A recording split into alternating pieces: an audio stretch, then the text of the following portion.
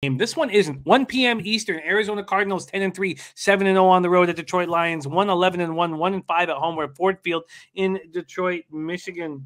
Let's see what we are dealing with here. We have the Cards opening up as 13.5-point favorites. That opened up at -105. It's now -101, so a 4-cent move towards the Lions. This total opened up at 47.5, and there's been no movement whatsoever. We go over to the cash flow in this spot, and we have 3,770 tickets in, 70% of the tickets, 86% of cash on the Cardinals, 58% of tickets on the over. We don't have the cash up yet. And Birdie says, what I'm getting at is Carolina is the play. I could see you hinting there. Is that what he was getting at, being staunchly against anything we said positive about Buffalo? Yeppa. It's fuck you. It's fuck you, Birdie. We're fighting. Let's go. Oh, shit. All right. Arizona comes in off a 30-23 home setback at the hands of the LA Rams. The Cardinals are 7-0 away from home and 3-3 at State Farm. And they're away from home here. Kyler Murray was 32 of 49, 383 yards, no touchdowns, 2 interceptions. He also ran 7 times for 61 yards. A.J. Green caught 7 passes for 102 yards. Christian Kirk caught 3 for 86. James Conner ran 13 times for just 34 yards, but 2 more touchdowns, and he caught 9 passes for 94 yards. He scored a touchdown in 7 straight games, tying a Cardinals record set by old John David Crow in 1960. Defense got 3 sacks and 4 quarterback hits. The Arizona defense activated Rashard Lawrence, defensive lineman, and long snapper Aaron Brewer, broken arm before the game. Left guard Justin Pugh was also active, though he didn't start, interestingly enough. Chase Edmonds remains on the IR, and defensive tackle Zach Kerr was inactive and listed as questionable today. Lions coming off a 38-10 loss at Denver on Sunday. They were hit hard by COVID. 7 players are out of the lineup. They lost Melifonwu, Mark Gilbert, Tavante Beckett, Jamal Williams, Tracy Walker. Cornerbacks, Melifonwu and Mark Gilbert. Linebacker, Tavante Beckett. Running back, Jamal Williams. Safety, Tracy Walker. Cornerback, Bobby Price. And center, Evan Brown. Then on Monday, they placed cornerback Corey Ballantyne.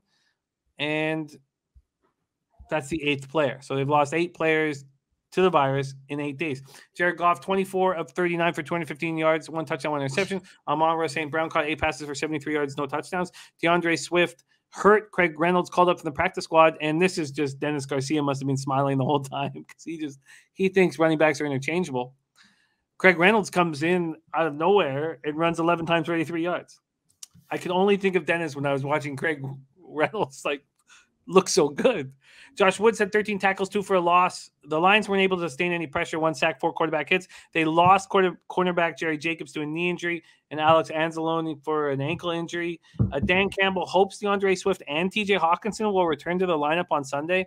Linebackers Julian Okwara and Jalen Reeves-Maben were inactive and are listed as questionable this week. Again, in this spot, 70% of tickets, 86% of cash on the Cardinals.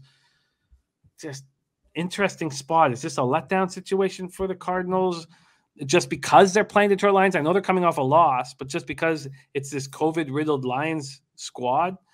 Take it away, Bebsie. Well, I'm going to say this. After that L that the Cardinals took, they dropped them from the 1 seed to the 3 seed. And this Cardinals team does not want to play any more games than they have to. They're banged up. They're susceptible to injury. The thing about Kyler Murray is, as dynamic as he is, he gets a little banged up, but he's not the same player. I think that's why they let him sit so long, partly because McCoy was a serviceable backup and they were still winning games with him. But also, he's just not the same player when he's not 100%. So much of his game relies on his quickness and his speed. So listen, they need this game.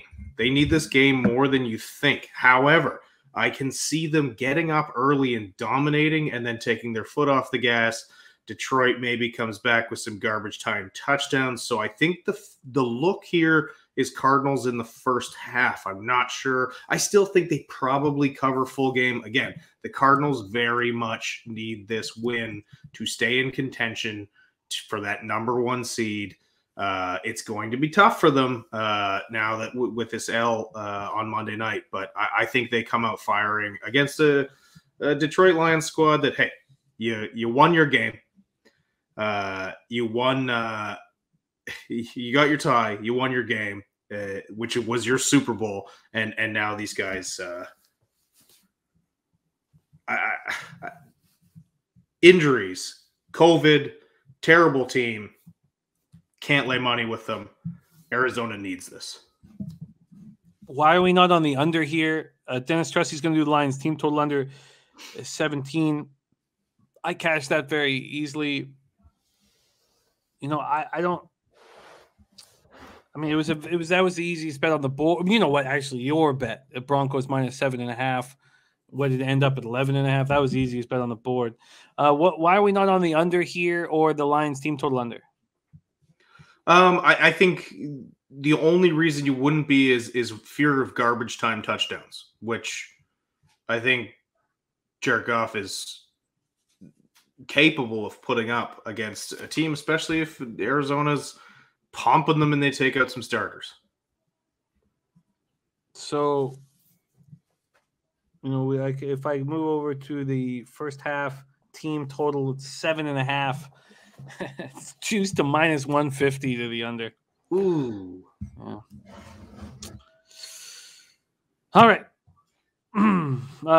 So is there any move here for you? No, I'm going to stay off of this. However, I stand by everything I just said. I do think that the Cardinals come out big in this one because they want to keep pace. They want to keep pace with the rest of the NFC.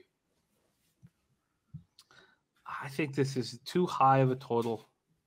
And look, you know, I know what Ford Field can become. It can become a track meet at times, but these aren't, especially with Kyler Murray still coming back from getting hurt and James Conner slowing everything down, still a bull and still leading the league in touchdowns.